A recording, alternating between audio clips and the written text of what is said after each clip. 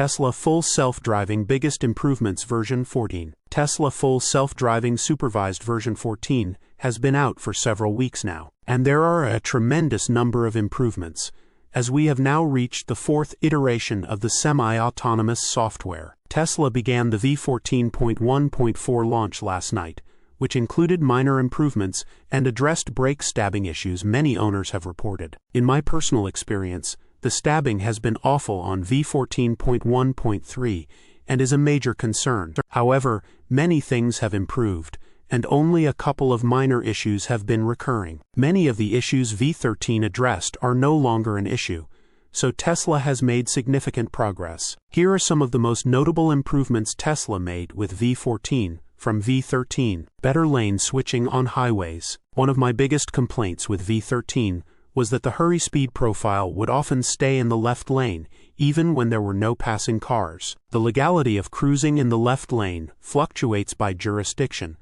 but my personal preference is to drive in the right lane and pass on the left. That said, Tesla has improved FSD's performance with more courteous lane behavior. It no longer camps in the left lane, and routinely gets back in the right lane after passing slower cars. More awareness for merging traffic and makes courteous moves. There have been times when FSD has been more aware of merging traffic and even cross traffic than most human beings. Here are a few examples. Full self-driving lets a car out of cross traffic during a busy time of day. This road tends to get very congested, especially during rush hour. So the car that was let in by FSD would have been sitting there for likely a minute longer if my Tesla had not let him in. When you realize Tesla full self-driving is more courteous than most human drivers. A busy 4-lane expressway with a quick exit on the far side of the highway for this merging vehicle. I've seen some drivers be extremely inattentive and travel at the same speed as merging cars,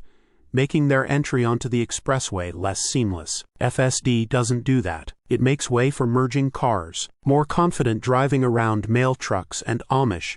I encounter a lot of Amish in my area of Pennsylvania, and they commonly use both shoulders and the road, so traffic can get congested at times. In the past, I've taken over when encountering Amish buggies, mail trucks, or other vehicles that are moving slowly or making frequent stops. I have felt it is more logical to just take over in these situations. I decided not to yesterday on a long drive through Lancaster, Pennsylvania, and the FSD did a wonderful job of confidently overtaking these vehicles. Let's see how Tesla Full Self-Driving v14.1.3 handles Amish traffic. Use dashcam for these. No GoPro in the car today. This was really impressive and fun to see. There was a slight stutter during one of the 3 instances, but overall I didn't have any concerns. Object avoidance. On version 13, I almost let the car drive into a fallen branch in the middle of the road. A mile later, the car swerved out of the way for horse droppings. It was a beautiful, clear morning,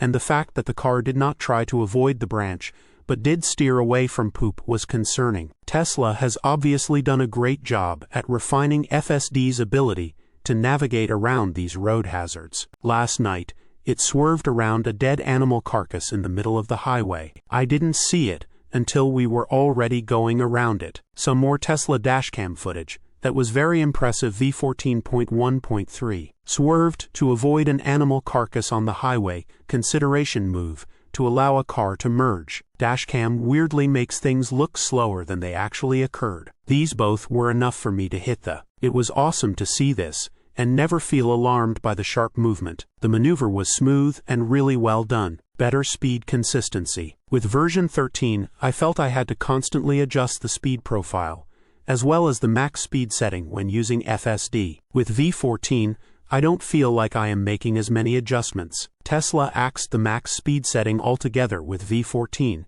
which was a good move in my opinion. Choosing the speed profile is now more intuitive by using the right scroll wheel. If the car is traveling too fast or too slow, just change the profile. 3 things Tesla needs to improve with full self-driving v14 release. v13 had some issues with local roads, and I felt it would travel at strange speeds. In a 45 mph zone, it would sometimes take a long time to reach 40 miles per hour, then hover between 43 miles per hour and 47 miles per hour. It would then fluctuate between those two speeds frustrating drivers behind me, understandably. V14 gets up to speed much better, and travels at speeds I'm much more comfortable with on both local roads and highways. Source: reposted and summarized from Joey Klender at teslarati.